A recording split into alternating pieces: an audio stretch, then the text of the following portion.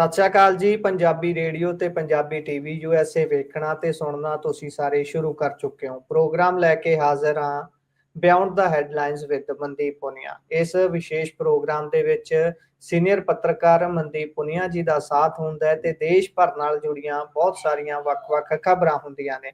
ਸੋ ਪੁਨੀਆ ਜੀ ਨੂੰ ਪ੍ਰੋਗਰਾਮ 'ਚ ਕਰਦੇ ਹਾਂ ਸ਼ਾਮਿਲ ਤੇ ਫਿਰ ਵਧਾਂਗੇ ਖਬਰਾਂ ਦੇ ਵੱਲ। ਪੁਨੀਆ ਜੀ ਬਹੁਤ-ਬਹੁਤ ਸਵਾਗਤ ਹੈ ਜੀ ਪ੍ਰੋਗਰਾਮ ਦੇ ਵਿੱਚ। ਜੀ ਸ਼ੁਕਰੀਆ ਗੁਰਪ੍ਰੀਤ ਜੀ। ਜੀ ਸੋ ਰੁਖ ਕਰਦੇ ਹਾਂ ਜੀ ਖਬਰਾਂ ਦਾ। ਸਭ ਤੋਂ ਪਹਿਲਾਂ ਤਾਂ ਹੋਲੀ ਮਨਾਈ ਗਈ ਹੈ ਪੂਰੇ ਦੇਸ਼ ਦੇ ਵਿੱਚ ਕੱਲ ਦੇ ਦਿਨ, ਤੇ ਇਸੇ ਵਿਚਾਲੇ ਜਿਹੜੀਆਂ ਚਰਚਾਵਾਂ ਵੀ ਆਪਾਂ ਪਹਿਲਾਂ ਵੀ ਪ੍ਰੋਗਰਾਮਾਂ ਦੇ ਵਿੱਚ ਕੀਤੀਆਂ ਨੇ ਕਿ 65 ਸ਼ਾਇਦ 64 ਸਾਲ ਬਾਅਦ ਜੁੰਮੇ ਦੀ ਨਮਾਜ਼ ਵਾਲੇ ਦਿਨ ਹੀ ਜਿਹੜੀ ਹੋਲੀ ਆਈ ਹੈ।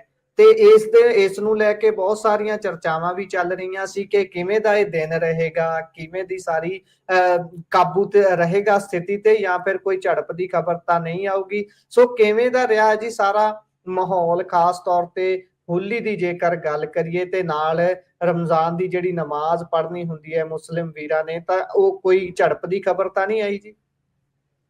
ਦੇਖੋ, ਇਸ ਵਾਰ ਜਿਹੜੀ ਹੋਲੀ ਮੈਨੂੰ ਲੱਗਦਾ ਹੈਗਾ ਕਿ ਇਸ ਵਾਰ ਦੀ ਹੋਲੀ ਰੀਲ ਵਾਲੀ ਹੋਲੀ ਸੀਗੀ। ਲੋਕ ਜਿਵੇਂ ਹੋਲੀ ਦਾ ਤਿਉਹਾਰ ਪਹਿਲਾਂ ਹੁੰਦਾ ਸੀਗਾ ਕਿ ਇੱਕ ਪਿਆਰ ਪ੍ਰੇਮ ਸਨੇਹ ਵਾਸਤੇ ਖੇਡੀ ਜਾਂਦੀ ਹੁੰਦੀ ਸੀ। ਸਾਡੇ ਪਿੰਡ ਅਸੀਂ ਵੀ ਖੇਡਦੇ ਹੁੰਦੇ ਸੀ। ਹਰਿਆਣੇ 'ਚ ਹੋਲੀ ਕਿਸੇ ਹੋਰ ਤਰੀਕੇ ਨਾਲ ਖੇਡੀ ਜਾਂਦੀ ਹੈ। ਅਸੀਂ ਜਿਹੜੇ ਦਿਓਰ ਅਤੇ ਭਰਜਾਈ ਆਪਸ 'ਚ ਖੇਡਦੇ ਹੈਗੇ ਆ।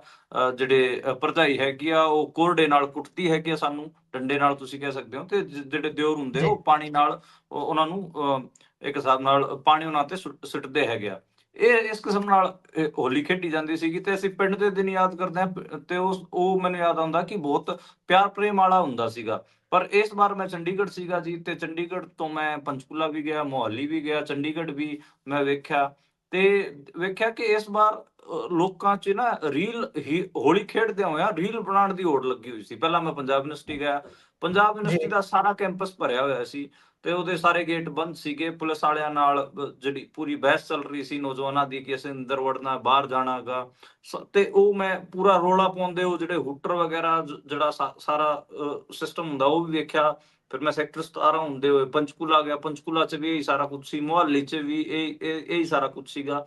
ਮੈਨੂੰ ਕਿਤੇ ਵੀ ਜਿਹੜਾ ਇੱਕ ਮਾਹੌਲ ਹੁੰਦਾ ਤਿਉਹਾਰ ਨੂੰ ਮਨਾਉਣ ਦਾ, ਜਿਹਦੇ 'ਚ ਇੱਕ ਖੁਸ਼ੀ ਹੁੰਦੀ ਹੈ, ਬੰਦਿਆਂ ਨੂੰ ਸਨੇਹ ਹੁੰਦਾ ਹੈ, ਉਹ ਸਾਰਾ ਗਾਇਬ ਸੀਗਾ।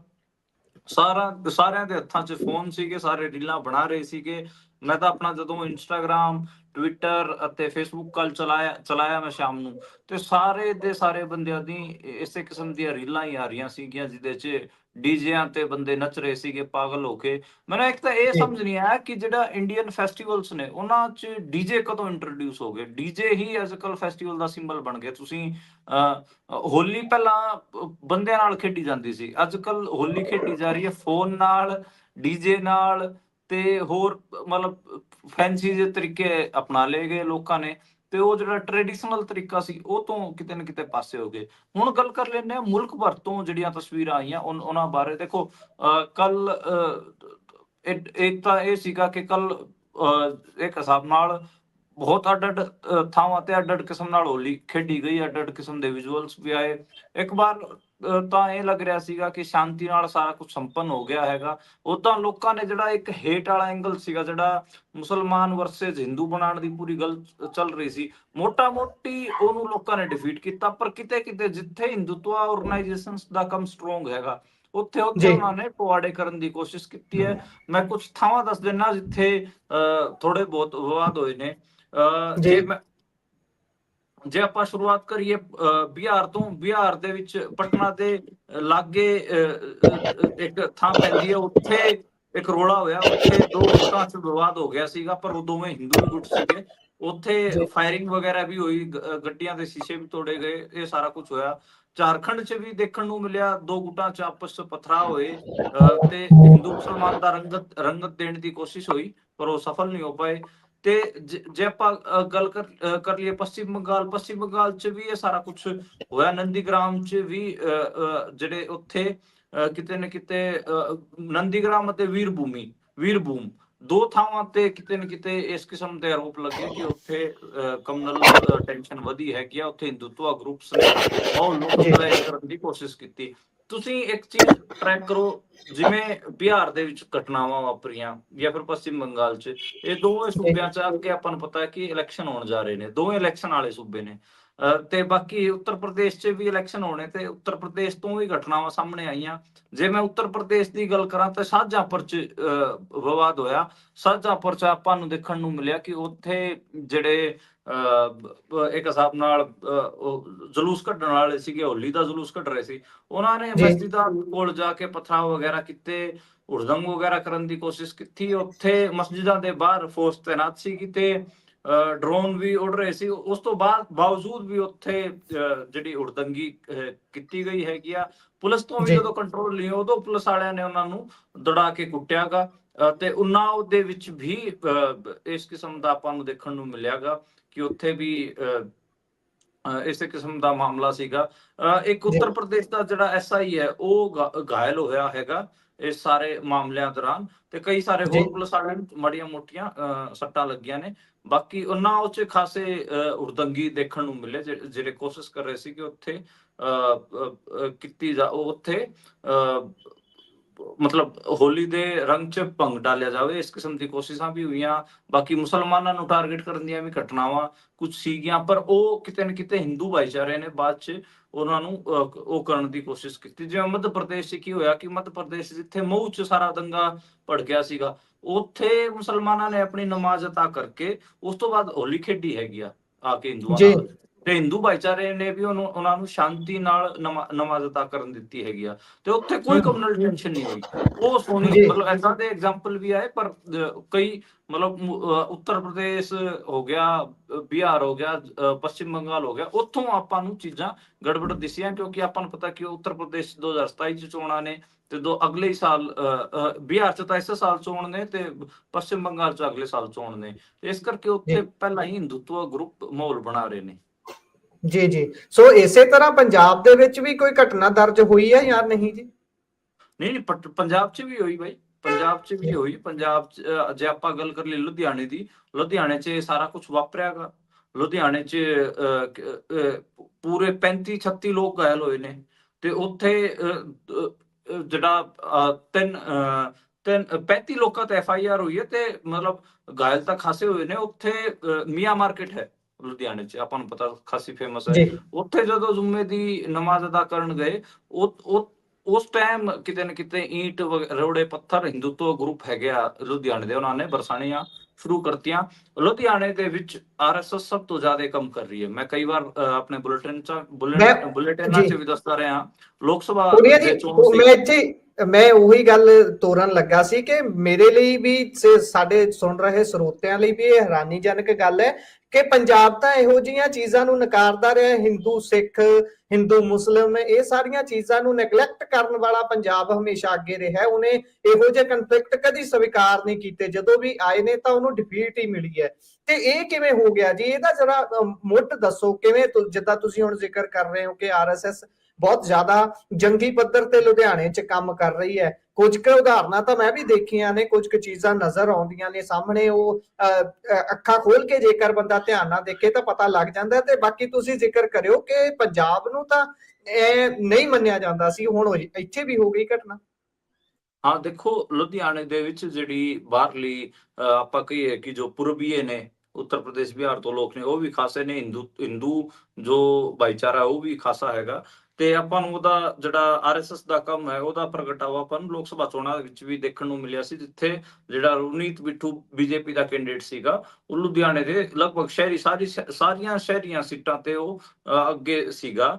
ਤੇ ਹੁਣ ਜੇ ਆਪਾਂ ਗੱਲ, ਉਹ ਤਾਂ ਚਲੋ ਇਲੈਕਟੋਰਲ ਗੱਲ ਹੋ ਗਈ, ਹੁਣ ਤਾਂ ਆਪਾਂ ਭਾਈਚਾਰੇ ਦੀ ਗੱਲ ਕਰ ਰਹੇ ਹਾਂ। ਇੱਥੇ ਲੁਧਿਆਣੇ ਦੇ ਵਿੱਚ ਮੀਆਂ ਮਾਰਕੀਟ ਦੇ ਵਿੱਚ ਇਹ ਘਟਨਾ ਵਾਪਰੀ ਹੈਗੀ ਆ। ਉੱਥੇ ਲੋਕ ਜਦੋਂ ਨਮਾਜ਼ ਅਦਾ ਕਰਨ ਲੱਗੇ, ਮੁਸਲਿਮ ਭਾਈਚਾਰੇ ਦੇ ਲੋਕ ਜਦੋਂ ਨਮਾਜ਼ ਅਦਾ ਕਰ ਰਹੇ ਸੀਗੇ, ਉਦੋਂ ਇਹ ਜੀ ਹਿੰਦੂਤਵ ਵਾਲੇ ਜਿਹੜੇ ਸੰਗਠਨ ਹੈਗੇ ਆ ਲੁਧਿਆਣੇ ਦੇ, ਉਹ ਇਕੱਠੇ ਹੋ ਕੇ ਆਏ। ਉਹਦੇ ਚ ਬਜਰੰਗ ਦਲ ਵਾਲੇ ਵੀ ਸੀਗੇ, ਸ਼ਿਵ ਸੈਨਾ ਵਾਲੇ ਵੀ ਸੀਗੇ। ਉਹਨਾਂ ਨੇ ਆ ਕੇ ਪਥਰਾ ਕੀਤਾ ਮੁਸਲਮਾਨਾਂ ਤੇ। ਉਸ ਤੋਂ ਬਾਅਦ ਕਹਿੰਦੇ ਕਿ ਮਾਮਲਾ ਬਹੁਤ ਜ਼ਿਆਦਾ ਗੰਭੀਰ ਹੋ ਗਿਆ ਸੀਗਾ, ਤੇ ਲੁਧਿਆਣੇ ਦੀ ਪੁਲਿਸ ਨੇ FIR ਦਰਜ ਕੀਤੀ, ਜਿਹਦੇ ਚ ਵਿਨੋਦ, ਅਜੀਤ, ਗਗਨ, ਅਸ਼ੋਕ, ਕ੍ਰਿਸ਼ਨ, ਸੰਦੀਪ, ਪੱਪੂ, ਮਨੋਜ, ਵਿਦਿਆਰਥੀ, ਜਤਿੰਦਰ, ਧਰਮਿੰਦਰ, ਮੁੰਨਾ, ਬਿਰਜੂ, ਕਨਈਆ, ਬਾਬੂ, ਮਨੰਦ, ਅਮਰਜੀਤ, ਲਛਮਣ, ਸਰਵਣ, ਇਹ ਤੁਸੀਂ ਸਾਰੇ ਨਾਂ ਦੇਖੋ ਜੀ, ਤੁਹਾਨੂੰ ਸਮਝ ਆ ਜਾਊਗਾ ਕਿ FIR ਕਿਹਨਾਂ ਤੇ ਦਰਜ ਹੋਈ ਹੈ।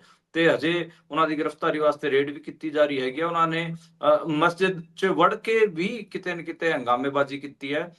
ਜਿਹੜੇ ਮੁਸਲਿਮ ਸਮਾਜ ਦੇ ਜਿਹੜੇ ਆਗੂ ਹੈਗੇ ਆ, ਮੁਹੰਮਦ ਮੁਸਤਕਿਮ, ਉਹਨਾਂ ਨੇ ਮੀਡੀਆ ਨੂੰ ਬਿਆਨ ਦਿੰਦਿਆਂ ਕਿਹਾ ਕਿ ਜਿਹੜੀ ਬਲਾਲ ਮਸਜਿਦ ਹੈਗੀ ਆ, ਉੱਥੇ ਜੀ ਦੁਪਹਿਰ 1 ਵਜੇ ਜੁਮੇ ਦੀ ਨਮਾਜ਼ ਅਦਾ ਹੋਣੀ ਸੀਗੀ। ਉੱਥੇ ਜਿਹੜੇ ਇਹ ਸ਼ਰਾਰਤੀ ਤੱਤਵ ਸੀਗੇ, ਇਹਨਾਂ ਨੇ ਹੁੜਦੰਗਬਾਜ਼ੀ ਕੀਤੀ ਆ ਕੇ, ਤੇ ਉਸ ਤੋਂ ਬਾਅਦ ਪਥਰਾਅ ਵਗੈਰਾ ਵੀ ਕੀਤੇ ਹੈਗੇ। ਮਸਜਿਦ ਦੇ ਜਿਹੜੇ ਸ਼ੀਸ਼ੇ ਸੀਗੇ ਉਹ ਵੀ ਟੁੱਟੇ ਹੋਏ, ਖਿੜਕੀਆਂ ਟੁੱਟੀਆਂ ਹੋਈਆਂ ਨੇ।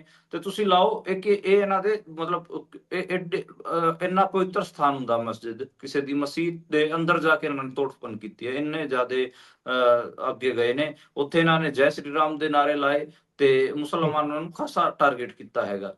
ਤੇ ਜੀ ਜੀ ਉਸ ਤੋਂ 200-300 ਲੋਕ ਸੀਗੇ, ਜ਼ਿਆਦਾ ਲੋਕ ਨਹੀਂ ਸੀ, 200-300 ਲੋਕ ਸੀਗੇ। ਪਰ ਇੱਕ ਵਾਰ ਤਾਂ ਉਹਨਾਂ ਨੇ ਹਿੰਦੂ ਮੁਸਲਮਾਨ ਵਾਲਾ ਐਂਗਲ ਦੇ ਹੀ ਦਿੱਤਾ। ਮੀਡੀਆ ਵੀ ਮੈਂ ਦੇਖ ਰਿਹਾ, ਮੀਡੀਆ ਇਸ ਕਿਸਮ ਨਾਲ ਇਹਨੂੰ ਕਵਰ ਨਹੀਂ ਕਰ ਰਿਹਾ ਕਿ ਜਾ ਕੇ ਜਿਹੜੇ ਹਿੰਦੂਤਵ ਸੰਗਠਨ ਸੀਗੇ, ਬਜਰੰਗ ਦਲ, ਸ਼ਿਵ ਸੈਨਾ ਵਾਲੇ, ਇਹਨਾਂ ਨੇ ਜਾ ਕੇ ਪਥਰਾ ਕੀਤਾ ਮਸਜਿਦਾਂ ਤੇ। ਇਹ ਲਿਖ ਰਹੇ ਨੇ ਹੋਇਆ ਹਿੰਦੂ ਮੁਸਲਿਮ ਦੰਗਾ। ਹਿੰਦੂ ਮੁਸਲਿਮ ਦੰਗਾ ਤਾਂ ਉਦੋਂ ਆਪਾਂ ਮੰਨਦੇ ਜਦੋਂ ਦੋਵੇਂ ਬਰਾਬਰ ਦੇ ਪਾਰਟਿਸਿਪੈਂਟ ਹੁੰਦੇ। ਉਹ ਤਾਂ ਵਿਚਾਰੇ ਗਲੋਰੀਫਾਈ ਕਰ ਰਹੇ ਨੇ। ਨਮਾਜ਼ ਅਦਾ ਕਰ ਰਹੇ ਸੀਗੇ, ਮਸਜਿਦ ਦੇ ਵਿੱਚ ਸੀਗੇ। ਉੱਥੇ ਤੁਸੀਂ ਜਾ ਕੇ ਪਥਰਾ ਕਰ ਰਹੇ ਹੋ, ਉਹਨਾਂ ਦੀ ਮਸਜਿਦ ਨੂੰ ਨੁਕਸਾਨ ਪਹੁੰਚਾ ਰਹੇ ਹੋ, ਬੇਅਦਬੀ ਕਰ ਰਹੇ ਹੋ। ਇਹ ਚੀਜ਼ਾਂ ਬਹੁਤ ਅਜੀਬ ਲੱਗੀਆਂ। ਮਤਲਬ ਮੇਰਾ ਜਦੋਂ ਮੈਂ ਕੱਲ ਇਹ ਖਬਰ ਦੇਖ ਰਿਹਾ ਸੀਗਾ, ਮੈਂ ਤਾਂ ਐਂ ਲੱਗਿਆ ਕਿ ਯਾਰ ਪੰਜਾਬ 'ਚ ਤਾਂ ਇਹ ਜਿਹੜੇ RSS ਵਾਲੇ ਨੇ, ਇਹ ਖਾਸੇ ਮਤਲਬ ਕੰਮ ਨੂੰ ਸੀਰੀਅਸ ਹੋ ਕੇ ਲੱਗੇ ਹੋਏ ਨੇ। ਤੇ ਇਹ ਤਾਂ ਮਤਲਬ ਇਹਨਾਂ ਦਾ ਜਿਹੜਾ ਪ੍ਰੋਜੈਕਟ ਹੈ, ਮੈਨੂੰ ਲੱਗਦਾ ਕਿ ਸ਼ਹਿਰਾਂ 'ਚ ਚੱਲੂਗਾ। ਮੈਂ ਬਰਨਾਲੇ ਵੀ ਦੇਖਿਆਗਾ, ਬਠਿੰਡੇ ਵੀ ਵੇਖਿਆਗਾ ਇਹਨਾਂ ਦਾ, ਲੁਧਿਆਣੇ ਵੀ ਵੇਖਿਆਗਾ, ਅੰਮ੍ਰਿਤਸਰ ਵੀ ਵੇਖਿਆਗਾ। ਇਹ ਜੀ ਹੌਲੀ ਸ਼ਹਿਰਾਂ 'ਚ ਅੱਗੇ ਵਧ ਰਹੇ ਨੇ। ਜਿਹੜਾ ਪੈਰ ਪਸਾਰ ਰਹੇ ਨੇ। ਅੱਗੇ ਵਧ ਰਹੇ ਨੇ ਬਈ ਪੂਰਾ, ਤੇ ਪੂਰਾ ਇਹਨੂੰ ਕਮਲਾਈਜ਼ ਕਰਨਗੇ ਪੰਜਾਬ ਦੇ ਮਾਹੌਲ ਨੂੰ। ਖਾਸ ਕਰ ਇਹ ਜਿਹੜਾ ਹਿੰਦੂਤਵ ਵਾਲਾ ਜਿਹੜਾ ਸਾਰਾ ਇਹਨਾਂ ਦਾ ਏਜੰਡਾ ਹੈ, ਉਹਦੇ 'ਚ ਤੁਸੀਂ ਦੇਖੋਗੇ ਤੇ ਇਹਨਾਂ ਨੇ ਪ੍ਰੋਪਰ ਸੰਗਠਨ ਬਣਾ ਰੱਖੇ ਨੇ। ਹੁਣ ਜਿਹੜਾ ਪੂਰਾ ਇੱਕ ਹਿਸਾਬ ਨਾਲ ਉਹ ਉਹਨਾਂ ਸੰਗਠਨਾਂ ਦਾ ਕੰਮ ਹੀ ਕਮਿਊਨਲਾਈਜੇਸ਼ਨ ਕਰਨਾ ਹੈਗਾ। ਜਿਹੜੇ ਮੁਸਲਿਮ ਮਾਈਨੋਰਿਟੀਜ਼ ਨੂੰ ਟਾਰਗੇਟ ਕਰਨਾ ਹੋ ਗਿਆ। ਕਈ ਥਾਵਾਂ ਤੇ ਉਹ ਜਿਹੜਾ ਪ੍ਰੋਪੇਗੈਂਡਾ ਉਹਦਾ ਐਂਟੀ ਸਿੱਖ ਵੀ ਹੁੰਦਾ ਹੈਗਾ, ਪਰ ਉਹ ਬਹੁਤ ਸਟਰਲ ਤਰੀਕੇ ਨਾਲ। ਦੇਖੋ, ਮੁਸਲਮਾਨਾਂ ਨਾਲ ਤਾਂ ਇਹ ਡਾਇਰੈਕਟ ਕਨਫਰੰਟੇਸ਼ਨ 'ਚ ਜਾਂਦੇ ਨੇ, ਉਹਨਾਂ ਨੂੰ ਤਾਂ ਟਾਰਗੇਟ ਕਰਦੇ ਨੇ। ਸਿੱਖਾਂ ਵਾਲੇ ਵੇਲੇ ਇਹ ਡਿਪਲੋਮੈਟਿਕ ਬਣਦੇ ਨੇ ਤਰੀਕੇ ਨਾਲ। ਸਿੱਖਾਂ ਦੀ ਕਿਰਦਾਰਕੁਸ਼ੀ ਕਰਦੇ ਨੇ ਕਿ ਜਿਹੜਾ ਆਮ ਸਿੱਖ ਹੁੰਦਾ ਉਹਨੂੰ ਤਾਂ ਵਿਚਾਰੇ ਨੂੰ ਪਕੜ 'ਚ ਵੀ ਨਹੀਂ ਆਉਂਦੀ। ਸਾਡੇ ਵਰਗੇ ਲੋਕ ਜਦੋਂ ਉਹਨਾਂ ਚੀਜ਼ਾਂ ਨੂੰ ਪੜ੍ਹਦੇ ਹੈਗੇ ਆ, ਇਹਨਾਂ ਦੇ ਮੈਟੀਰੀਅਲ ਨੂੰ, ਇਹਨਾਂ ਦੇ ਜਿਹੜੇ ਪ੍ਰੋਪੇਗੈਂਡਾ ਨੂੰ, ਉਦੋਂ ਆਪਾਂ ਫੜ ਲੈਂਦੇ ਆ ਕਿ ਹਾਂ ਦੇਖੋ ਇਹ ਐਂਟੀ ਸਿੱਖ ਹੈਗਾ, ਇਹ ਇਸ ਕਿਸਮ ਨਾਲ ਅੱਗੇ ਵਧ ਰਹੇ ਨੇ। ਤੇ ਇਹ ਲੱਗਿਆ ਹੋਇਆ, ਇਹਨਾਂ ਦਾ ਪੂਰਾ ਪ੍ਰੋਜੈਕਟ ਚੱਲਿਆ ਹੋਇਆ ਜੀ ਪੰਜਾਬ 'ਚ। ਜੀ ਸੋ ਖੈਰ ਸੌਖੇ ਮੰਗਦੇ ਆ ਕਿ ਕੁਝ ਵੀ ਇਹੋ ਜਿਹਾ ਨਾ ਵਾਪਰੇ ਤੇ ਸਾਰੇ ਭਾਈਚਾਰੇ ਰਲ ਮਿਲ ਕੇ ਰਹਿਣ। ਹਿੰਦੂ ਵੀ ਭਾਈ ਨੇ, ਮੁਸਲਿਮ ਵੀ ਭਾਈ ਨੇ, ਤੇ ਸਿੱਖ ਈਸਾਈ ਜਿੰਨੇ ਵੀ ਰਹਿ ਰਹੇ ਨੇ, ਉਹ ਇੱਕ ਦੂਸਰੇ ਦੇ ਧਰਮ ਤੇ ਟੀਕਾ ਟਿੱਪਣੀ, ਇੱਕ ਦੂਸਰੇ ਦੇ ਧਰਮ ਨੂੰ ਧਾਰਮਿਕ ਤੌਰ ਤੇ ਠੇਸ ਪਹੁੰਚਾਉਣ ਤੋਂ ਬਚਣ ਅਤੇ ਆਪਣੇ ਧਰਮ ਦੇ ਵਿੱਚ ਪੱਕੇ ਰਹੋ। ਪਰ ਦੂਸਰੇ ਨੂੰ ਫੋਰਸਫੁਲੀ ਤੁਸੀਂ ਬਦਲ ਨਹੀਂ ਸਕਦੇ, ਕਿਉਂਕਿ ਪਹਿਲਾਂ ਵੀ ਬਹੁਤ ਰਾਜੇ ਮਹਾਰਾਜੇ ਆ ਚੁੱਕੇ ਨੇ। ਮੁਗਲਾਂ ਨੇ ਪੂਰਾ ਜ਼ੋਰ ਲਾ ਕੇ ਆਪਣਾ ਦੇਖ ਲਿਆ, ਨਹੀਂ ਕਰ ਸਕੇ। ਤੇ ਹੁਣ ਕਿਵੇਂ ਹੋ ਜਾਊਗਾ, ਬੇਸ਼ੱਕ ਯੁੱਗ ਕੋਈ ਵੀ ਚੱਲ ਰਿਹਾ ਹੋਵੇ। ਸੋ ਅਗਲੀ ਖਬਰ ਤੇ ਚੱਲ ਰਹੇ ਆ ਜੀ। ਅਸਾਮ ਦੇ ਵਿੱਚ ਚੋਣਾਂ ਦੀ ਬਿਲਕੁਲ ਤਿਆਰੀ ਹੈ ਤੇ ਅਮਿਤ ਸ਼ਾਹ ਹੁਣੇ ਕਹਿੰਦੇ ਕਿ ਮੈਨੂੰ ਇੱਥੇ ਜੇਲ੍ਹ ਦਾ ਖਾਣਾ ਵੀ ਖਵਾਇਆ ਗਿਆ ਸੀ, ਕਾਂਗਰਸ ਦੇ ਵੱਲੋਂ ਕੁੱਟਿਆ ਵੀ ਗਿਆ ਸੀ। ਇਹ ਕਿਹੋ ਜਿਹੀਆਂ ਗੱਲਾਂ ਤੇ ਉੱਤਰ ਆਏ ਨੇ? ਹੁਣ ਸਿੰਪਥੀ ਭਾਲ ਰਹੇ ਨੇ ਅਸਾਮ 'ਚ ਭਾਈ। ਦੇਖੋ, ਅਸਾਮ 'ਚ ਵੀ ਵਿਧਾਨ ਸਭਾ ਚੋਣ ਹੋਣੇ ਨੇ, ਤੁਸੀਂ ਸਹੀ ਕਹਿ ਰਹੇ ਹੋ। ਉੱਥੇ ਵੀ ਜਿਹੜਾ ਪੂਰਾ ਮਾਹੌਲ ਚੋਣਾਂ ਵਾਲਾ ਬਣਾਇਆ ਜਾ ਰਿਹਾ ਹੈਗਾ। ਤੇ ਅਸਾਮ ਕਿਤੇ ਨਾ ਕਿਤੇ ਨਾਰਥ ਈਸਟ ਦੀ ਐਂਟਰੀ ਤੁਸੀਂ ਮੰਨ ਸਕਦੇ ਹੋ ਇਹਨਾਂ ਵਾਸਤੇ, ਬੀਜੇਪੀ ਵਾਲਿਆਂ ਵਾਸਤੇ। ਤੇ ਅਸਾਮ 'ਚ ਇਹ ਕਮਿਊਨਲਾਈਜ਼ੇਸ਼ਨ ਤੇ ਖਾਸੇ ਜ਼ੋਰ ਤੇ ਲੱਗੇ ਹੋਏ ਨੇ। ਪਹਿਲਾਂ ਆਪਾਂ ਨੂੰ ਪਤਾ 2016 ਤੋਂ ਪਹਿਲਾਂ ਉੱਥੇ ਕਾਂਗਰਸ ਦੀ ਸਰਕਾਰ ਰਹੀ ਹੈ, ਪਰ ਉਸ ਤੋਂ ਬਾਅਦ ਕਿਤੇ ਨਾ ਕਿਤੇ ਕਈ ਸਾਰੇ ਦੰਗੇ ਹਿੰਦੂਤਵ ਵਾਲੇ ਸੰਗਠਨਾਂ ਨੇ ਕਰਾਏ। ਉਸ ਤੋਂ ਬਾਅਦ ਇਹਨਾਂ ਦੀ ਸਰਕਾਰ ਬਣੀ ਸੀਗੀ ਬੀਜੇਪੀ ਤੇ ਜਿਹੜਾ ਮੁੱਖ ਮੰਤਰੀ ਵੀ ਸੀਗਾ ਹਿਮੰਤ ਬਿਸਵਾ ਸ਼ਰਮਾ, ਉਹ ਪਹਿਲਾਂ ਆਪਾਂ ਨੂੰ ਪਤਾ ਕਿ ਕਾਂਗਰਸੀ ਹੁੰਦਾ ਸੀਗਾ ਤੇ ਉਹ ਸਾਰੇ MLAs ਨੂੰ ਤੋੜ ਕੇ ਬੀਜੇਪੀ ਵੱਲ ਆ ਗਿਆ ਸੀਗਾ ਤੇ ਬੀਜੇਪੀ ਵੱਲੋਂ CM ਬਣਿਆ ਸੀਗਾ। ਜਿਹੜੇ ਕੇਂਦਰ ਦੇ ਗ੍ਰਹਿ ਮੰਤਰੀ ਹੈਗੇ ਆਪਣੇ ਅਮਿਤ ਸ਼ਾਹ, ਉਹ ਅਸਮ ਦੇ ਜੋਰਹਾਟ ਇਲਾਕੇ 'ਚ ਸੀਗੇ। ਉੱਥੇ ਉਹਨਾਂ ਨੇ ਇਹ ਗੱਲ ਕਹੀ ਹੈ ਕਿ ਕਾਂਗਰਸ ਦੀ ਸਰਕਾਰ ਨੇ ਉਹਨਾਂ ਨੂੰ 7 ਦਿਨ ਵਾਸਤੇ ਜੇਲ੍ਹ 'ਚ ਰੱਖਿਆ ਸੀਗਾ ਤੇ ਜੇਲ੍ਹ ਦਾ ਖਾਣਾ ਖਵਾਇਆ ਸੀ, ਇਸ ਕਿਸਮ ਦੀਆਂ ਗੱਲਾਂ ਉਹ ਕਹਿ ਰਹੇ ਹੈਗੇ ਆ। ਤੇ ਉਹਨਾਂ ਨੇ ਜਿਹੜਾ ਹਿੰਮਤ ਵਿਸ਼ਵ ਸ਼ਰਮਾ ਹੈ ਉਹਨੂੰ ਪ੍ਰੋਪਰ ਅਮਿਤ ਸ਼ਾਹ ਦਾ ਆਦਮੀ ਮੰਨਿਆ ਜਾਂਦਾ ਹੈਗਾ। ਕਾਂਗਰਸ 'ਚ ਵੀ ਸੀਗਾ, ਉਦੋਂ ਵੀ ਆਰੋਪ ਲੱਗਦੇ ਸੀਗੇ ਕਿ ਹਿੰਮਤ ਵਿਸ਼ਵ ਸ਼ਰਮਾ ਅਮਿਤ ਸ਼ਾਹ ਵਾਸਤੇ ਕੰਮ ਕਰਦਾ ਹੈਗਾ। ਤੇ ਉੱਥੇ ਦੇਖੋ, ਇੱਕ ਆਪਾਂ ਨੂੰ ਪਤਾ ਕਿ ਜਿਹੜਾ CANRC ਵਾਲਾ ਪੂਰਾ ਮੁੱਦਾ ਚੱਲਿਆ ਸੀਗਾ, ਉਦੋਂ ਵੀ ਅਸਮ 'ਚ ਡਿਟੈਂਸ਼ਨ ਸੈਂਟਰ ਬਣਾਏ ਗਏ ਸੀਗੇ, ਜਿਨ੍ਹਾਂ 'ਚ ਆਪਾਂ ਨੂੰ ਪਤਾ ਹੈ ਕਿ ਜਿਹੜੇ ਮੁਸਲਿਮ ਆਬਾਦੀ ਉਹਨਾਂ ਨੂੰ ਰੋਕਿਆ ਗਿਆ ਸੀਗਾ। ਤੇ ਇੱਕ ਪੂਰਾ ਜਿਹੜਾ ਨਾਰਾ ਹਿੰਮਤ ਵਿਸ਼ਵ ਸ਼ਰਮਾ ਹੋਰਾਂ ਦਾ ਰਿਹਾ ਹੀ ਹੈ ਹਿੰਦੂਤਵ ਵਾਲਾ। ਤੇ ਉਹਨਾਂ ਨੇ ਮਤਲਬ ਜਿਹੜੇ ਡਿਟੈਂਸ਼ਨ ਸੈਂਟਰ ਸੀਗੇ ਉਹਨਾਂ ਦੇ ਉੱਪਰ ਬਹੁਤ ਸਾਰੀ ਪੋਲਿਟਿਕਸ ਵੀ ਖੜੀ ਕੀਤੀ ਆਪਣੀ। ਤੇ ਜਿਵੇਂ ਜਰਮਨੀ 'ਚ ਹਿਟਲਰ ਨੇ ਡਿਟੈਂਸ਼ਨ ਸੈਂਟਰ ਬਣਾਏ ਸੀਗੇ ਨਾ, ਉਸ ਕਿਸਮ ਦੇ ਡਿਟੈਂਸ਼ਨ ਸੈਂਟਰ ਸੀਗੇ ਉਹ। ਤੇ ਪੂਰੀ ਐਂਟੀ ਮੁਸਲਿਮ ਕੈਂਪੇਨ ਇਹਨਾਂ ਨੇ ਕੀਤੀ ਹੈਗੀ ਆ। ਇਸ ਟਾਈਮ ਕਾਂਗਰਸ ਦੀ ਹਾਲਤ ਉੱਥੇ ਮਜ਼ਬੂਤ ਹੁੰਦੀ ਵੀ ਦੇਖੀ ਜਾ ਰਹੀ ਹੈ। ਇਸ ਕਰਕੇ ਜਿਹੜਾ ਅਮਿਤ ਸ਼ਾਹ ਹੈਗਾ ਉਹ ਸਪੈਸ਼ਲੀ ਤੁਸੀਂ ਦੇਖਿਓ ਜੇ ਅਸਾਮ ਦੇ ਵਿੱਚ ਸਪੈਸ਼ਲ ਐਫਰਟ ਕਰਨਗੇ, ਸਪੈਸ਼ਲੀ ਜਾ ਕੇ ਉਹ ਰੈਲੀਆਂ ਵੀ ਕਰਨਗੇ, ਸਪੈਸ਼ਲੀ ਉਸ ਇਲੈਕਸ਼ਨ ਨੂੰ ਮੈਨੇਜ ਕਰਨ ਦੀ ਵੀ ਕੋਸ਼ਿਸ਼ ਕਰਨਗੇ। ਕਿਉਂਕਿ ਜਿਹੜੀ BJP ਹੈ ਉਹ ਅਸਮ ਨੂੰ ਲੂਜ਼ ਕਰਨਾ ਉਹਨਾਂ ਵਾਸਤੇ ਖਾਸਾ ਔਖਾ। ਜੇ ਉਹਨਾਂ ਨੇ ਅਸਮ ਲੂਜ਼ ਕਰਤਾ ਫਿਰ ਉਹਨਾਂ ਦੇ ਹੱਥੋਂ ਕਿਤੇ ਨਾ ਕਿਤੇ ਜਿਹੜਾ ਨੌਰਥ ਈਸਟ ਹੈ ਸਾਰਾ ਉਹ ਹੀ ਨਿਕਲ ਜੂਗਾ। ਇਸ ਕਰਕੇ ਅਸਮ ਨੂੰ ਲੂਜ਼ ਨਹੀਂ ਕਰਨਗੇ ਜਿਹੜੇ ਹੈਗੇ ਆ BJP ਵਾਲੇ। ਇਸੇ ਕਰਕੇ ਅਮਿਤ ਸ਼ਾਹ ਲਗਾਤਾਰ ਉੱਥੇ ਕੈਂਪ ਕਰਨਗੇ, ਇਸ ਕਿਸਮ ਦੀ ਕਮਿਊਨਲਾਈਜੇਸ਼ਨ ਅਸਮ ਦੇ ਵਿੱਚ ਕਰਨਗੇ। ਜੀ, ਸੋ ਅਗਲੀ ਖਬਰ ਤੇ ਜੇਕਰ ਚੱਲੀਏ ਤਾਂ ਆਮ ਆਦਮੀ ਪਾਰਟੀ ਦੇ ਸਰਬਰਾਹ ਆਕਾ ਜਾਂ ਕਹਿ ਲਈਏ ਕਨਵੀਨਰ ਤਾਂ ਇਹ ਕਹਿੰਦੇ ਨੇ, ਸਭ ਕੁਝ ਹੀ ਮੰਨ ਲਓ, ਉਹਨਾਂ ਦੀ ਵਿਪਾਸਨਾ ਖਤਮ ਹੋ ਗਈ ਹੈ ਹੁਸ਼ਿਆਰਪੁਰ ਦੇ ਵਿੱਚ। ਵਿਪਾਸਨਾ ਖਤਮ ਕਰਨ ਤੋਂ ਬਾਅਦ ਤੇ ਹੁਣ ਪੰਜਾਬ ਦੇ ਵਿੱਚ ਦੌਰੇ ਤੇ ਸ਼ੁਰੂ ਹੋ ਗਏ ਨੇ, ਦਿੱਲੀ ਵੱਲ ਨਹੀਂ ਗਏ, ਅੰਮ੍ਰਿਤਸਰ ਗਏ ਨੇ। ਤੇ ਉਸ ਤੋਂ ਬਾਅਦ ਪਲਾਨ ਦੱਸਿਆ ਜਾ ਰਿਹਾ ਲੁਧਿਆਣੇ ਦੇ ਵਿੱਚ ਰੈਲੀ ਦਾ ਵੀ ਹੈ। ਇਹ ਕੀ ਹੁਣ ਆਉਣ ਵਾਲੇ ਦਿਨਾਂ ਦੇ ਵਿੱਚ ਪੂਰਨ ਤੌਰ ਤੇ ਹੱਥ 'ਚ ਬਾਗਡੋਰ ਲੈ ਲੈਣਗੇ ਲੱਗਦਾ ਕੇਜਰੀਵਾਲ ਸਾਹਿਬ? ਦੇਖੋ, ਜਿਹੜਾ ਅਰਵਿੰਦ ਕੇਜਰੀਵਾਲ ਅਤੇ ਉਹਨਾਂ ਦੀ ਜਿਹੜੀ ਪਤਨੀ ਸੁਨੀਤਾ ਕੇਜਰੀਵਾਲ, ਉਹ 5 ਮਾਰਚ ਨੂੰ ਹੁਸ਼ਿਆਰਪੁਰ ਦੇ ਮਹਿਲਾਂ ਵਾਲੀ 'ਚ ਜਿਹੜਾ ਵਿਪਾਸਨਾ ਸੈਂਟਰ ਉੱਥੇ ਗਏ ਸੀਗੇ। ਤੇ ਜਦੋਂ ਉਹ ਗਏ ਸੀਗੇ ਉਦੋਂ ਹੀ ਬਹੁਤ ਸਾਰੇ ਸਵਾਲਾਂ ਤੇ ਘੇਰੇ 'ਚ ਆਏ ਸੀ, ਬਹੁਤ ਸਾਰੇ ਚੁਟਕਲੇ ਉਹਨਾਂ ਤੇ ਬਣਾਏ ਗਏ ਤੇ ਹੁਣ ਬਾਹਰ ਨਿਕਲੇ ਨੇ ਪੂਰੇ 10 ਦਿਨ ਬਾਅਦ। ਪਹਿਲਾਂ ਵੀ ਆਪਾਂ ਨੂੰ ਪਤਾ ਕਿ ਵਿਪਾਸਨਾ ਅਰਵਿੰਦ ਕੇਜਰੀਵਾਲ ਜਾਂਦਾ ਰਿਹਾ ਹੈ।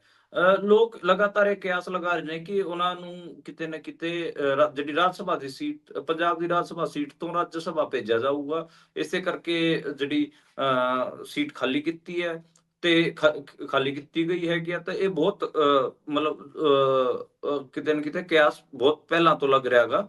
ਤੇ ਮੈਨੂੰ ਲੱਗਦਾ ਕਿ ਉਹ ਹੁਣ ਪੰਜਾਬ 'ਚ ਟਾਈਮ ਦੇਣਗੇ। ਪੰਜਾਬ 'ਚ ਬਹੁਤ ਸਾਰੀਆਂ ਚੀਜ਼ਾਂ ਨੂੰ ਦਾ ਲਾਈਨ ਅਪ ਕਰ ਰਹੇ ਹੈਗੇ ਆ ਉਹ।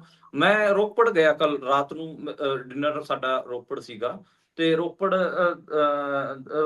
ਸੋਹਲਕਿਆਂ ਪਿੰਡ ਹੈਗਾ ਰੋਪੜ 'ਚ।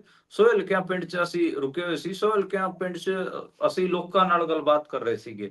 ਮੈਨੂੰ ਲੱਗਿਆ ਕਿ ਆਮ ਆਦਮੀ ਪਾਰਟੀ ਦਾ ਨੈਰੇਟਿਵ ਖਾਸਾ ਡਾਊਨ ਹੋਊਗਾ ਲੋਕਾਂ 'ਚ, ਕਿਉਂਕਿ ਆਪਾਂ ਦੇਖਦੇ ਹਾਂ ਕਿ ਜਿਹੜਾ ਓਪੀਨੀਅਨ ਬਿਲਡਰ ਸੈਕਸ਼ਨ ਹੈ, ਖਾਸ ਕਰ ਪੱਤਰਕਾਰ, ਵਕੀਲ, ਡਾਕਟਰ ਜਾਂ ਸਿਵਲ ਸੁਸਾਇਟੀ ਵਾਲੇ ਹੋ ਗਏ ਆ, ਜਿਹੜੇ ਅੰਦੋਲਨਾਂ 'ਚ ਇੰਟਰਸਟਿਡ ਰਹਿੰਦੇ ਨੇ ਲੋਕ, ਉਹ ਹੋ ਗਏ, ਉਹ ਆਮ ਆਦਮੀ ਪਾਰਟੀ ਤੋਂ ਖਾਸੇ ਮਤਲਬ ਨਾਰਾਜ਼ ਨੇ। ਪਰ ਮੈਂ ਹੈਰਾਨ ਰਹਿ ਗਿਆ ਦੇਖ ਕੇ ਉੱਥੇ, ਮਤਲਬ ਉਸ ਪਿੰਡ 'ਚ ਬਹੁਤ ਸਾਰੇ ਲੋਕ ਸੀਗੇ ਜਿਨ੍ਹਾਂ ਦਾ ਹਾਲੇ ਤੱਕ ਯਕੀਨ ਭਗਵੰਤ ਮਾਨ ਤੇ ਸੀਗਾ। ਬਾਕੀ ਬਹੁਤ ਸਾਰੇ ਲੋਕ ਏਦਾਂ ਦੇ ਵੀ ਸੀ ਜਿਹੜੇ ਮੈਨੂੰ ਇਹ ਵੀ ਕਹਿ ਰਹੇ ਸੀ, ਬਾਈ ਜੀ ਅਸੀਂ 2022 'ਚ ਵੋਟਾਂ ਭਗਵੰਤ ਮਾਨ ਨੂੰ ਪਾਈਆਂ ਸੀਗੀਆਂ ਪਰ ਹੁਣ ਨਹੀਂ ਪਾਵਾਂਗੇ। ਇਸ ਕਿਸਮ ਦੇ ਲੋਕ ਵੀ ਸੀਗੇ। ਖਾਸ ਕਰ ਜਿਹੜਾ ਯੂਥ ਸੀਗਾ ਉਹ ਤਾਂ ਨਾਰਾਜ਼ ਸੀਗਾ। ਪਰ ਜਿਹੜੇ ਅਧੇੜ ਉਮਰ ਦੇ ਲੋਕ ਸੀਗੇ, ਜਿਹੜੇ ਆਪਾਂ ਕਹਿ ਲਈਏ ਕਿ ਜਿਹੜੇ ਟੀਵੀ ਨਿਊਜ਼ ਵਗੈਰਾ ਜ਼ਿਆਦਾ ਦੇਖਦੇ ਨੇ, ਉਹ ਤਾਂ ਹੁਣ ਵੀ ਭਗਵੰਤ ਮਾਨ ਦੇ ਜੈਕਾਰੇ ਲਾ ਰਹੇ ਸੀਗੇ। ਯੂਥ 'ਚ ਖਾਸੀ ਨਾਰਾਜ਼ਗੀ ਸੀ। ਯੂਥ ਦਾ ਜਿੰਨਾ ਵੀ ਮੈਨੂੰ ਯੂਥ ਮਿਲਿਆ, ਉਹਨਾਂ ਨੇ ਸਾਰਿਆਂ ਨੇ ਇਹ ਕਿਹਾ ਕਿ ਨਹੀਂ, ਅਸੀਂ ਅਗਲੇ ਵਾਰ ਅਸੀਂ 2022 'ਚ ਝਾੜੂ ਨੂੰ ਵੋਟਾਂ ਪਾਈਆਂ ਸੀ ਪਰ ਹੁਣ ਨਹੀਂ ਪਾਵਾਂਗੇ। ਯੂਥ ਇਹ ਕਹਿੰਦਾ ਮਿਲਿਆ। ਤੇ ਮੈਨੂੰ ਲੱਗ ਰਿਹਾ ਕਿ ਅਰਵਿੰਦ ਕੇਜਰੀਵਾਲ ਹੁਣੀ ਇਸ ਚੀਜ਼ ਤੇ ਕੰਮ ਕਰਨਗੇ ਕਿ ਉਹਨਾਂ ਦਾ ਗ੍ਰਿਪ ਲੂਜ਼ ਨਾ ਹੋਵੇ। ਪਹਿਲਾਂ ਮੈਂ ਜਿੰਨਾ ਸੌਖਾ ਮੰਨ ਰਿਹਾ ਸੀਗਾ ਕਿ ਆਮ ਆਦਮੀ ਪਾਰਟੀ 2027 'ਚ ਹਾਰ ਜੂਗੀ, ਮੈਨੂੰ ਉਹ ਪਿੰਡ 'ਚ ਬਹਿ ਕੇ, ਕਿਉਂਕਿ ਜਿਹੜਾ ਸਾਡਾ ਇੰਟਰੈਕਸ਼ਨ ਸੀਗਾ ਉਹ ਇੱਕ ਵੱਡੇ ਗਰੁੱਪ ਨਾਲ ਸੀਗਾ, 50-60 ਜਾਣਿਆਂ ਨਾਲ ਸੀਗਾ।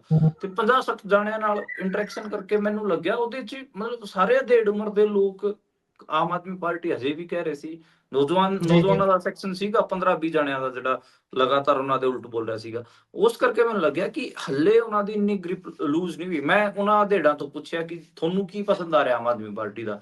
ਉਹਨਾਂ ਨੇ ਕਿਹਾ ਜੀ ਦੇਖੋ, ਜਿਹੜਾ ਥੱਲੜੇ ਲੈਵਲ ਦਾ ਕਰਪਸ਼ਨ ਸੀਗਾ ਉਹ ਤਾਂ ਹੁਣ ਘੱਟ ਹੋਇਆ, ਉਹ ਇਸ ਜੀ ਚੀਜ਼ ਤੇ ਦਾਵਾ ਖੇਡ ਰਹੇ ਨੇ। ਤੇ ਬਾਕੀ ਦੇਖੋ, ਕਾਂਗਰਸ ਪਾਰਟੀ ਦੀ ਦਿੱਕਤ ਮੈਨੂੰ ਜਿਹੜੀ ਸਮਝ ਆਈ, ਲੋਕਾਂ ਨਾਲ ਮੈਂ ਗੱਲ ਕਰਿਆ ਸੀ, ਕਾਂਗਰਸ ਦੀ ਤੁਹਾਨੂੰ ਕੀ ਦਿੱਕਤ ਲੱਗਦੀ ਹੈ, ਅਕਾਲੀ ਦਲ ਦੀ ਕੀ ਦਿੱਕਤ ਲੱਗ ਰਹੀ ਹੈ।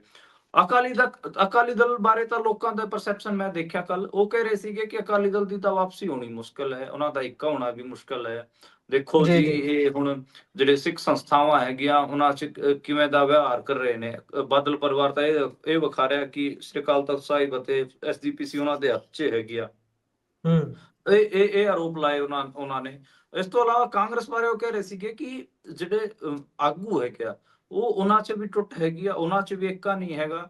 ਤੇ ਕਾਂਗਰਸੀ ਇਹ ਮੰਨੀ ਬੈਠੇ ਨੇ ਪਹਿਲਾਂ ਹੀ ਕਿ ਸਾਡੀ ਤਾਂ ਸਰਕਾਰ ਆਈ ਪਈ ਹੈ। ਉਹ ਹੁਣ ਵੀ ਅਸੀਂ ਉਹਨਾਂ ਨੂੰ, ਉਹ ਲੋਕ ਕਹਿ ਰਹੇ ਸੀ, ਹੁਣ ਵੀ ਅਸੀਂ ਉਹਨਾਂ ਨੂੰ ਮਿਲਦੇ ਹੈਗੇ ਆ, ਫਿਰ ਉਹਨਾਂ ਨੂੰ ਆਪਣੇ ਪ੍ਰੋਗਰਾਮਾਂ 'ਚ ਬੁਲਾਉਂਦੇ ਹੈਗੇ ਆ, ਤੇ ਉਹ ਏਦਾਂ ਮਤਲਬ ਐਡੀ ਫੀਲਿੰਗ ਲੈਂਦੇ ਨੇ ਜਿਵੇਂ ਉਹਨਾਂ ਦੀ ਸਰਕਾਰ ਗਈ ਨਹੀਂ ਹੈ, ਹੁਣ ਵੀ ਉਹ ਸਰਕਾਰ 'ਚ ਨੇ। ਇਸ ਕਿਸਮ ਦੀ ਫੀਲਿੰਗ ਉਹ ਤਾਂ ਲੈਂਦੇ ਨੇ। ਮੁੱਖ ਮੰਤਰੀ ਲੱਭਦੇ ਫਿਰਦੇ ਨੇ, ਉਹ ਤਾਂ ਆਪਸ ਚ ਹਾਂ, ਪਾਟੋ ਧੜ ਹੋਏ ਇਸ ਗੱਲੋਂ ਹੋਏ ਪਏ ਨੇ ਵੀ ਮੁੱਖ ਮੰਤਰੀ ਵਾਲੀ ਕੁਰਸੀ ਤੇ ਕੌਣ ਵਿਰਾਜਮਾਨ ਹੋਊਗਾ। ਇਸ ਗੱਲ ਨੂੰ ਲੈ ਕੇ ਬਹੁਤ ਚਰਚਾ ਚੱਲ ਰਹੀ ਹੈ। ਉਹਨਾਂ ਨੂੰ ਲੱਗਦਾ ਹੈ ਕਿ ਸ਼ਾਇਦ ਜਿੰਨਾ ਵੀ ਇਸ ਸਰਕਾਰ ਨੂੰ ਲੈ ਕੇ ਲੋਕਾਂ ਦਾ ਰੋਸ ਹੋਣਾ ਹੈ, ਉਹ ਸਾਰਾ ਇਹਨਾਂ ਦੇ ਹੱਕ ਚ ਭੁਗਤ ਜਾਣਾ। ਜੇ ਇਹਨਾਂ ਨੂੰ 92 ਮਿਲੀਆਂ ਸੀ ਤੇ ਅਸੀਂ ਸ਼ਾਇਦ 100 ਨੂੰ ਟੱਪ ਜਾਈਏ। ਜਿਹੜੀ ਇਹ ਸੋਚਣਾ ਚੱਲ ਰਹੇ ਨੇ, ਇਹ ਵੀ ਤਾਂ ਇੱਕ ਤਰ੍ਹਾਂ ਦੀ ਨਲਾਇਕੀ ਹੈ, ਬਚਪਨਾ ਹੈ। ਤੁਹਾਨੂੰ ਇੰਨਾ ਸਮਾਂ ਸਿਆਸਤ ਕਰਦਿਆਂ ਹੋ ਗਿਆ, ਤੁਹਾਨੂੰ ਨਹੀਂ ਪਤਾ ਕਿ 2 ਸਾਲ ਦਾ ਸਮਾਂ ਕਿੰਨਾ ਜ਼ਿਆਦਾ ਹੁੰਦਾ।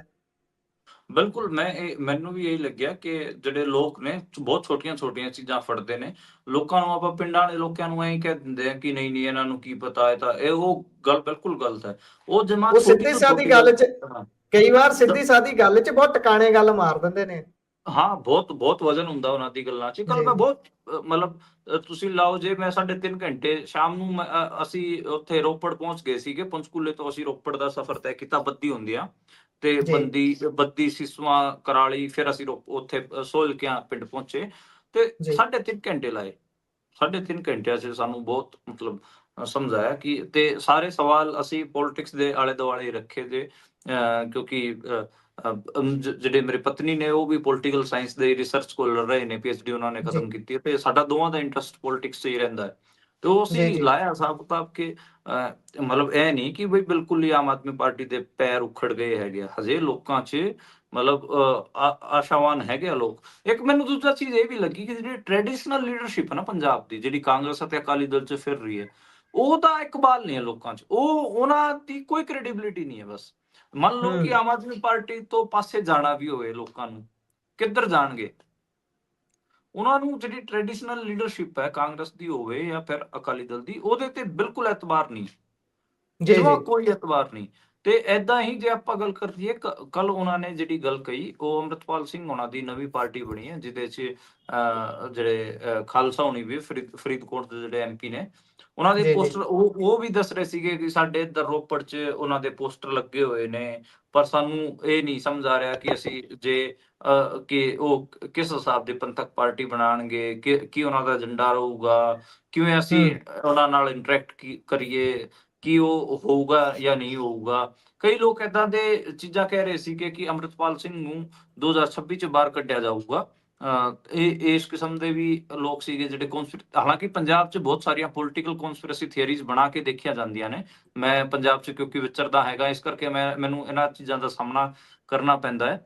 ਪਰ ਮੈਂ ਪੋਲੀਟੀਕਲ ਕਨਸਪੀਰੇਸੀ ਥਿਊਰੀਜ਼ ਤੇ ਯਕੀਨ ਨਹੀਂ ਕਰਦਾ। ਮੈਂ ਸਿੱਧੀ ਸਾਧੜ ਜਿਹੜੀ ਪੋਲਿਟਿਕਸ ਸਾਹਮਣੇ ਦਿਖਦੀ ਹੈਗੀ ਉਹ ਤੇ ਯਕੀਨ ਕਰਦਾ। ਤੇ ਹੂੰ ਇਸ ਟਾਈਮ ਮੈਨੂੰ ਦਿਖ ਰਿਹਾ ਹੈਗਾ ਕਿ ਅਰਵਿੰਦ ਕੇਜਰੀਵਾਲ ਪੰਜਾਬ ਤੋਂ ਰਾਜ ਸਭਾ ਜਾਣਗੇ। ਜਿਸ ਕਿਸਮ ਦੇ ਹਾਲਾਤ ਬਣ ਰਹੇ ਨੇ, ਆਪਣੀ ਪਾਰਟੀ ਨੂੰ ਮਜ਼ਬੂਤ ਕਰਨ ਦੀ ਕੋਸ਼ਿਸ਼ ਕਰਨਗੇ। ਆਮ ਆਦਮੀ ਪਾਰਟੀ ਦੇਖਿਓ, ਜੇ ਤੁਸੀਂ ਅਗਲੇ 1.5 ਸਾਲ ਬਹੁਤ ਐਗਰੈਸਿਵ ਹੋ ਕੇ ਕੰਮ ਕਰੋਗੇ। ਹਾਲਾਂਕਿ ਕਈ ਵਾਰ ਜਦੋਂ ਐਗਰੈਸਿਵ ਹੋ ਕੇ ਤੁਸੀਂ ਕੰਮ ਕਰਦੇ ਹੋ, ਤੁਹਾਡੇ ਤੋਂ ਗਲਤੀਆਂ ਬਹੁਤ ਜ਼ਿਆਦਾ ਹੁੰਦੀਆਂ ਨੇ, ਗਲਤੀਆਂ ਹੋਣ ਦੇ ਜੀ ਵੀ ਚਾਂਸ ਰਹਿਣਗੇ, ਪਰ ਤੁਹਾਨੂੰ ਦੇਖਣ ਨੂੰ ਮਿਲੂਗਾ ਕਿ ਹਾਂ ਇਹਨਾਂ 'ਚ ਤੜਫ ਹੈਗੀ ਆ ਕਿ ਇਸ ਸੂਬੇ ਨੂੰ ਅਸੀਂ ਬਚਾ ਲਈਏ। ਮਤਲਬ ਇਹ ਸੂਬੇ ਦੀ ਸੂਬੇ 'ਚ ਆਪਣੀ ਪਾਰਟੀ ਨੂੰ ਬਚਾ ਲਈ, ਸੂਬੇ ਨੂੰ ਬਚਾਉਣ ਦਾ ਨਹੀਂ, ਆਪਣੀ ਜੀ ਪਾਰਟੀ ਜੀ ਨੂੰ ਬਚਾ ਲਈਏ, ਮਾਫੀ ਜੀ ਜੀ ਮਾਫੀ ਚਾਹੁੰਦਾ ਮੈਂ।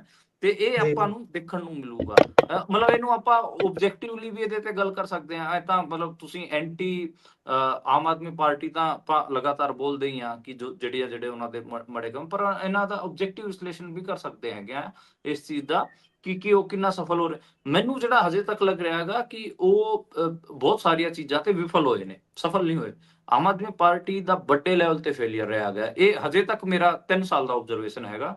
ਉਹਨਾਂ ਦਾ ਜੇ ਮੈਂ ਪਰਸੈਂਟ ਵਾਈਜ਼ ਵੀ ਗੱਲ ਕਰਨੀ ਹੋਵੇ ਤਾਂ ਮੈਨੂੰ ਲੱਗਦਾ ਕਿ ਉਹ 70% ਦੇ ਨੇੜੇ ਤੇੜੇ ਉਹਨਾਂ ਨੇ ਖਰਾਬਾ ਹੀ ਕੀਤਾ, 30% ਉਹਨਾਂ ਨੇ ਮਾੜਾ ਮੋਟਾ ਕਿਤੇ ਜਿਹੜਾ ਟ੍ਰੈਡੀਸ਼ਨਲ ਸਪੇਸ ਸੀ ਉਹਨੂੰ ਹਲਾਣ ਜੁਲਾਣ ਦੀ ਕੋਸ਼ਿਸ਼ ਕੀਤੀ। 70% ਮੈਂ ਉਹਨਾਂ ਦਾ ਹਜੇ ਤੱਕ ਫੇਲਿਅਰ ਹੀ ਮੰਨਦਾ ਹਾਂ। ਬਾਕੀ ਆਪਾਂ 2 ਸਾਲਾਂ ਦਾ ਅੱਗੇ ਉਹਨਾਂ ਦਾ ਉਹ ਕਰਦੇ ਰਵਾਂਗੇ।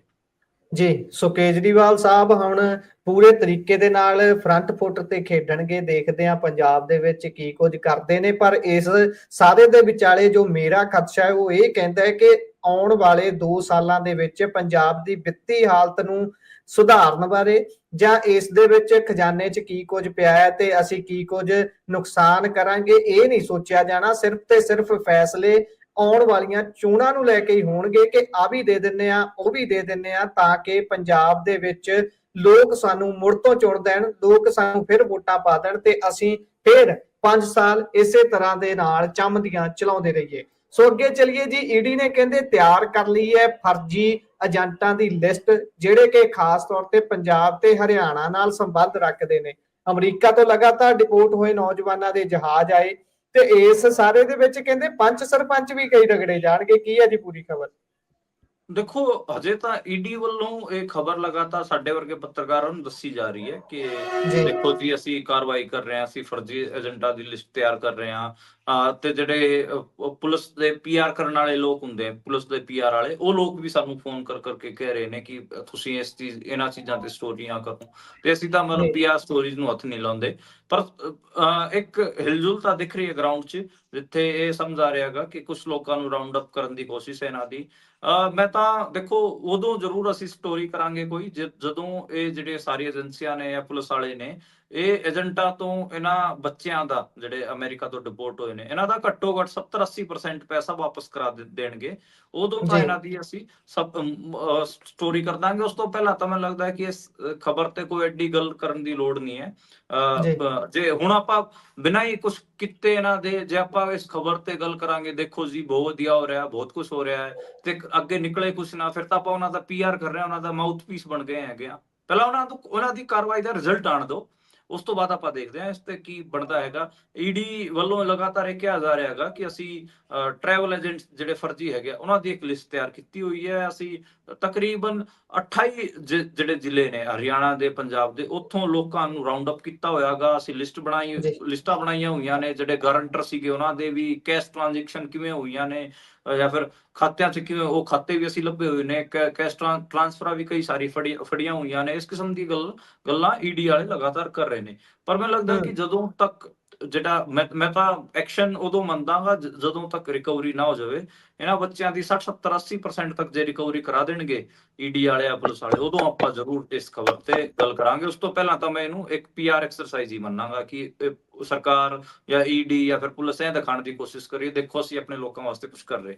ਉਸ ਤੋਂ ਪਹਿਲਾਂ ਤਾਂ ਆਪਾਂ ਤੇਜ਼ੀ ਦੇ ਨਾਲ ਅਗਲੀ ਖਬਰ ਤੇ ਆਉਂਦੇ ਆ। ਤੇ ਸਟਾਰ ਹਾਕੀ ਖਿਡਾਰੀਆਂ ਦਾ ਵਿਆਹ ਹੋਇਆ ਜੀ। ਖਿਡਾਰੀ ਵੀ ਨਹੀਂ, ਖਿਡਾਰੀਆਂ ਦਾ ਹੋਇਆ ਜੀ। ਹਾਂ, ਦੋਵੇਂ ਪੰਜਾਬ ਤੋਂ ਓਲੰਪਿਕ ਹਾਕੀ ਖਿਡਾਰੀ ਨੇ, ਮਨਦੀਪ ਸਿੰਘ ਜੀ ਤੇ ਓਲੰਪੀਅਨ ਉਦਿਤਾ ਦੂਹਨ ਹੈਗੀ ਆ, ਉਹ ਹਰਿਆਣੇ ਤੋਂ ਹੈਗੀ ਆ, ਹਰਿਆਣੇ ਦੇ ਹਿਸਾਰ ਤੋਂ ਹੈ। ਤੇ ਦੋਵਾਂ ਦਾ ਵਿਆਹ ਹੋ ਰਿਹਾ ਜੀ, ਬਿਲਕੁਲ ਲਵ ਮੈਰਿਜ ਹੈ। ਤੇ ਮਨਦੀਪ ਸਿੰਘ ਡੀਐਸਪੀ ਹੈਗੇ ਆ ਪੰਜਾਬ ਪੁਲਿਸ 'ਚ, ਤੇ ਜਿਹੜੀ ਉਦਿਤਾ ਹੈਗੀ ਆ ਉਹ ਜਿਹੜਾ ਸਾਲ 2024 'ਚ ਜਿਹੜੀ ਬੋਲੀ ਲੱਗੀ ਸੀ ਹਾਕੀ ਲੀਗ ਵਾਸਤੇ, ਉਸ 'ਚ ਸਭ ਤੋਂ ਮਹਿੰਗੀ ਖਿਡਾਰੀ ਵਿਕੀ ਸੀਗੀ। ਤੇ ਉਹ ਵੀ ਆਪਾਂ ਨੂੰ ਪਤਾ ਹੈ ਕਿ ਜਿਹੜੀ ਉਦਿਤਾ ਹੈ ਉਹਨੇ ਵੀ ਓਲੰਪਿਕ ਖੇਡਿਆ ਹੋਇਆਗਾ, ਤੇ ਏਸ਼ੀਆਈ ਖੇਡ ਹੋਣ, ਕਾਮਨਵੈਲਥ ਖੇਡ ਹੋਣ, ਉਹਨਾਂ 'ਚ ਵੀ ਉਹ ਖੇਡਦੀ ਰਹੀ ਹੈਗੀ ਆ। ਤੇ ਦੇਖੋ ਵਧੀਆ ਹੀ ਗੱਲ ਹੈ, ਕਿਤੇ ਨਾ ਕਿਤੇ ਦੋਵਾਂ ਦਾ ਵਿਆਹ ਹੋ ਰਿਹਾਗਾ। ਤੇ ਹਰਿਆਣਾ ਪੰਜਾਬ 'ਚ ਸ਼ਾਦੀਆਂ ਤਾਂ ਹੋਣੀਆਂ ਹੀ ਚਾਹੀਦੀਆਂ। ਬਹੁਤ ਸਾਰੇ ਮੈਂ ਵਿਆਹ ਜਾਣਦਾਗਾ ਜਿਹੜੇ ਮੈਂ ਅਟੈਂਡ ਕੀਤੇ ਨੇ। ਕੈਥਲ ਤੋਂ ਪਟਿਆਲੇ ਵਾਲੇ ਵਿਆਹ ਮੈਂ ਬਹੁਤ ਸਾਰੇ ਅਟੈਂਡ ਕੀਤੇ ਹੈਗੇ ਆ। ਤੇ ਮੈਂ ਮਾਨਸੇ ਦੇ ਫਤਿਆਬਾਦ ਬਹੁਤ ਵਿਆਹ ਅਟੈਂਡ ਕੀਤੇ ਹੈਗੇ ਆ। ਜਿਹੜਾ ਮਾਲਵਾ ਦਾ ਰੀਜਨ ਖਾਸ ਕਰ ਅਬੋਹਰ, ਬਠਿੰਡਾ, ਮੁਕਤਸਰ, ਉਹਨਾਂ ਦੇ ਵਿਆਹ ਮੈਂ ਸਰਸੇ ਬਹੁਤ ਸਾਰੇ ਸਰਸੇ ਅਤੇ ਉਸ ਇਲਾਕੇ 'ਚ ਬਹੁਤ ਵਿਆਹ ਅਟੈਂਡ ਕੀਤੇ। ਇਹ ਥੋੜੀ ਹੋਰ ਕਿਸਮ ਦਾ ਵਿਆਹ, ਦੋਵੇਂ ਸ਼ਾਇਦ ਹਾਕੀ ਫੀਲਡ ਤੇ ਮਿਲੇ ਹੋਣਗੇ, ਉਸ ਕਰਕੇ ਵਿਆਹ ਹੋ ਰਿਹਾ ਹੈਗਾ ਤੇ ਵਧੀਆ ਗੱਲ ਹੈ। ਹਾਂ ਜੀ, ਚੰਗੀ ਗੱਲ ਹੈ। ਸੋ ਅੱਗੇ ਵਧਦੇ ਹਾਂ ਆਪਾਂ ਅਗਲੀ ਖਬਰ ਦੇ ਵੱਲ। ਤੇ ਸ਼ੰਕਰਾਚਾਰਿਆ ਜਿਹੜੇ ਹਰਿਆਣੇ ਦੇ ਵਿੱਚ ਪਹੁੰਚੇ ਸੀ ਤੇ ਉਹਨਾਂ ਦੀ ਗਰਾਊਂਡ ਦੇ ਵਿੱਚ ਜਿੱਥੇ ਹੋਣਾ ਸੀ ਉਹਨਾਂ ਦਾ ਸਮਾਗਮ, ਉਸ ਦੀ ਪਰਮਿਸ਼ਨ ਰੱਦ ਹੋ ਗਈ ਹੈ। ਇਹ ਕੀ ਹੈ ਜੀ ਖਬਰ? ਹਾਂ ਦੇਖੋ, ਇਹ ਜਿਹੜੇ ਸ਼ੰਕਰਾਚਾਰਿਆ ਨੇ, ਇਹ ਸ਼ੰਕਰਾਚਾਰਿਆ ਮੁਕਤੇਸ਼ਵਰਾਨੰਦ ਸਰਸਵਤੀ ਹੈਗੇ ਨਾ, ਥੋੜਾ ਜਿਹਾ ਔਖਾ ਹੈਗਾ, ਮੈਨੂੰ ਵੀ ਲੈਣਾ ਘੱਟ ਹੀ ਆਉਂਦਾ। ਅਵਿਮੁਕਤੇਸ਼ਵਰਾਨੰਦ ਸਰਸਵਤੀ।